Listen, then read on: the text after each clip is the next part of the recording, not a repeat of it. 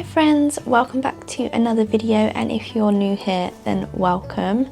Today we are going to be going through my May reading wrapped, talking through all the books that I read in May, what I rated them and if I would recommend them to you guys. So let's get straight into the details. Now, every month before I sort of go into my reading reviews, I kind of reflect on my month TBR, how many of them I read, did I complete my TBR for the month or not. So I'm going to pop a graphic on the screen, but of the 6 books that I picked for my TBR in May, I actually think this is my worst performing.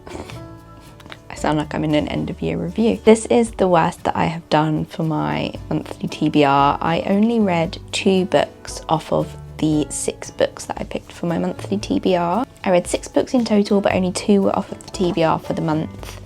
So let's go into the reviews. There were a couple of books on my monthly TBR that I did start in May, but I didn't finish them until quite a bit into June. So they will be on my June reading wrap up. We are starting the month of May with an audiobook, and I got this off of the Libby app, and it was called On a Beautiful Day by Lucy Diamond. So I've never read a Lucy Diamond book before. I did actually have a Lucy Diamond book on my May TBR, but I had the physical book, which was The House of New Beginnings, which I didn't get around to reading, but I do want to read it across the summer. The On a Beautiful Day audiobook I actually really enjoyed. It was very wholesome. It was following a friendship group of women, and they were all going through very different life events, and they would sort of like have their monthly meetup and they would all catch up and things would be happening in their lives. And I don't know, it was just a nice, real life, real feeling book. I enjoyed it as an audiobook. It wasn't, I didn't find, some audiobooks I don't get on with and I find a bit like, oh, but I actually got on with this one, and yeah, I don't have too much to say about it. I know that I had a good time. I rated it 3.5 stars because it wasn't anything like incredible, like, you know, it was just enjoyable, it was nice, and yeah, I quite enjoyed it as an audiobook. It was a nice listen whilst like out on my walks and stuff. The next book that I finished in May was a physical book, Wild Dark Shore by Charlotte McConaughey. Now, I have seen so many mixed reviews on this online, and I wonder if it's a bit of a Marmite book. You either love it or you DNF it. Seems to be the vibe that I am getting from online. I absolutely loved this. I gave this 5 stars, and it's really different to a lot of the books that I have read. I really enjoyed the story, I enjoyed the characters, I enjoyed the setting, and I could really like visualize the scenery. It's set on an island, like a remote island that has a small family living on it. A woman washes ashore during like a storm, and they like take her in, but they don't trust her, she doesn't trust them, and it's kind of following all of their stories, and it's sort of told from multiple points of views and timelines and things. There are things that happen in the book that I just didn't see. Every time I film in this room, this door just opens by itself. Excuse me. Things happened in this book that I just didn't see coming. Like, they caught me off guard, they felt quite twisty, and yeah, I had a really good time. I really enjoyed it, and it felt just like a nice, wholesome but twisty read, and I was really intrigued by the island, and I feel like I'd love to visit that kind of island, but I wouldn't want to be like there stranded on it, you know? The third book of May was an audiobook, and I don't even know if this can really count because it was The Housemaid's Wedding by Frida McFadden, which is basically a very short story that I think they say is like 2.5, so it's based between book 2 and book 3 of the Housemaid series. And I knew that I wanted to read the 3rd Housemaid book, so I thought I would listen to the audiobook and see how I got on with this short one. Honestly, I gave it like a 2.5 stars. I don't really know what it added. There was nothing really that, it just didn't add much. I really enjoyed book 1, I really enjoyed book 2, and this just felt like, what is this adding? And spoiler alert, since then, at the start of June, I read the final Housemaid book, and I still even then feel like, what did the Housemaid's Wedding sort of add to this? So yeah, I don't really know if I can count that I've read 6 books, because I think the audiobook for that was under an hour.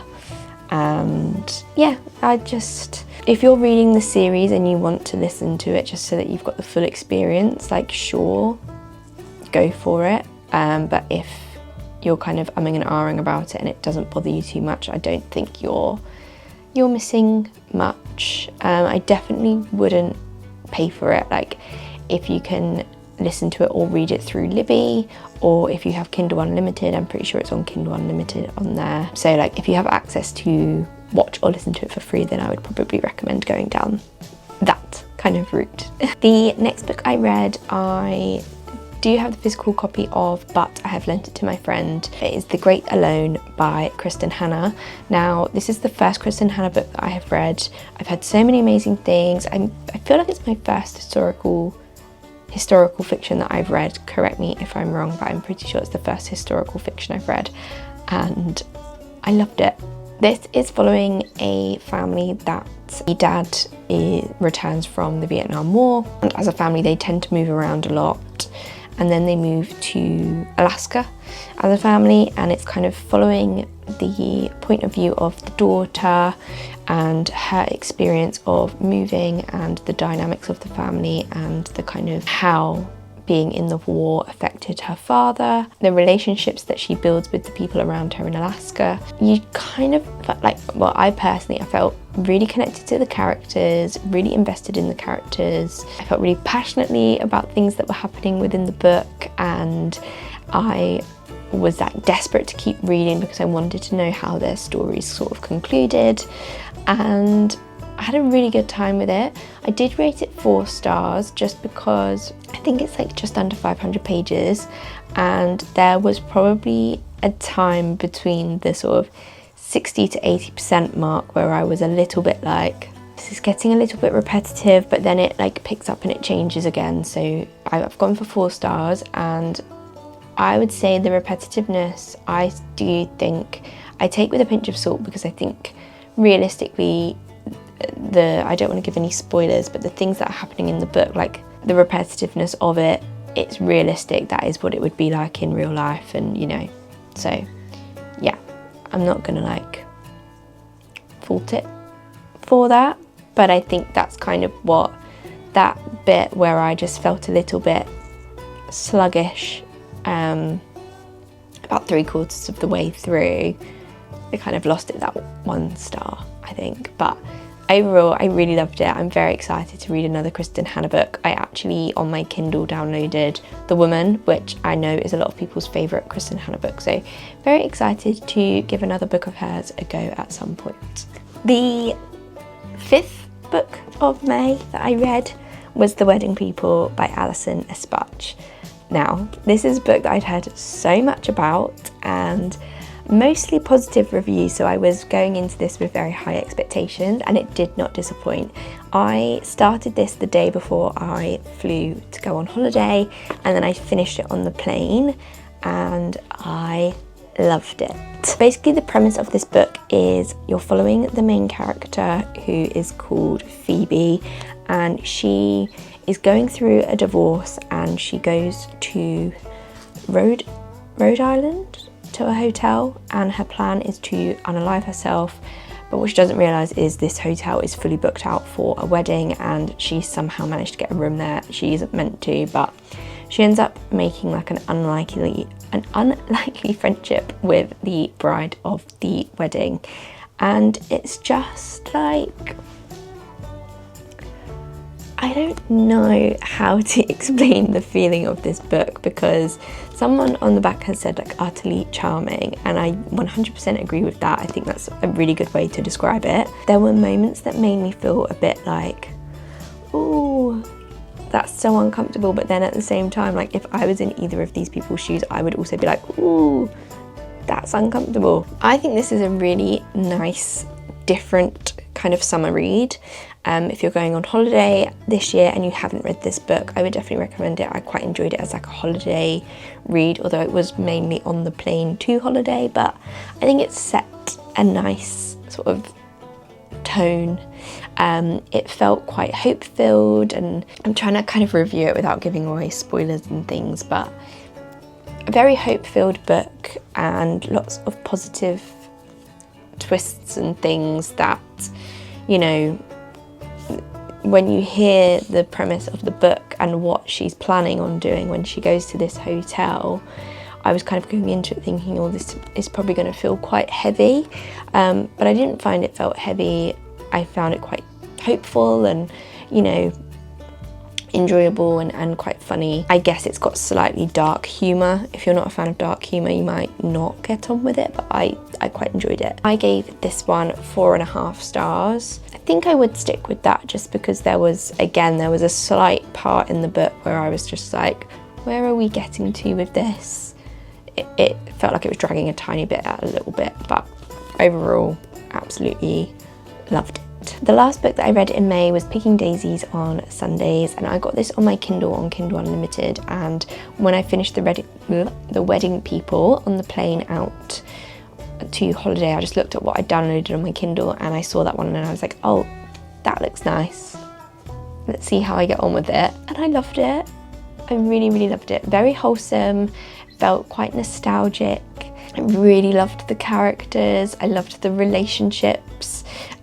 This is basically a fake dating trope, is the main sort of trope of the book, and it is following your main character, Daisy, and she has a really good friendship with this boy from school and his family. She gets on really well with his mum, and he has sisters that she's really close with, and then they kind of drift apart, and then they bump into each other as adults, and that door's opening again. Shut that. Yeah, she's got like a really good relationship with all of like him and his family, and then they drift apart, and then they bump into each other as adults, and they end up fake dating, and it's following that storyline. It wasn't something I thought I would be that into, but I absolutely loved it. It felt like a lovely, happy holiday read. I liked all the characters. Like there wasn't, in some books there can be characters where you're a bit like, oh, they're just being a bit annoying, you know, but I really liked all the characters. I really enjoyed, you know, there was a bit of like miscommunication and things like that, but sometimes those things are going to happen in a book to kind of just add to the plot and the storyline and keep it continuing past a 20-page mark, you know. But I really, really enjoyed it. Again, if you're going on holiday, I definitely think this is a lovely holiday read. If you are a fan of kind of rom-com romance books, closed door romance books as well, 100% would recommend this book. I gave it 4 stars. On reflection, maybe a 4.5, to be honest. I really enjoyed it. I think it was just a really lovely book. I think the cover's cute. I think the characters are nice. I just had a really good time reading it, and yeah, I think it's a really good summer book. I am going to be filming a YouTube video over the next couple of weeks of just like books I'd recommend to read by a pool that I've read and that I think that's a good holiday read. And spoiler alert, this book will definitely be on there. Well, it's a little bit of a short and sweet one this month because I didn't read too much. However, I hope you did enjoy the video. Let me know down below if you have read any of these books and what you rated them out of 5 stars, and let me know if you have found any good holiday reads recently. I would love to hear from you guys. And if you did enjoy the video, don't forget to give it a thumbs up and subscribe if you're new here. We would love to have you. I upload a book video every Wednesday and a vlog every Sunday. So if that sounds like your cup of tea, then we'd love to have you. And I will see you next week for another video. Bye guys.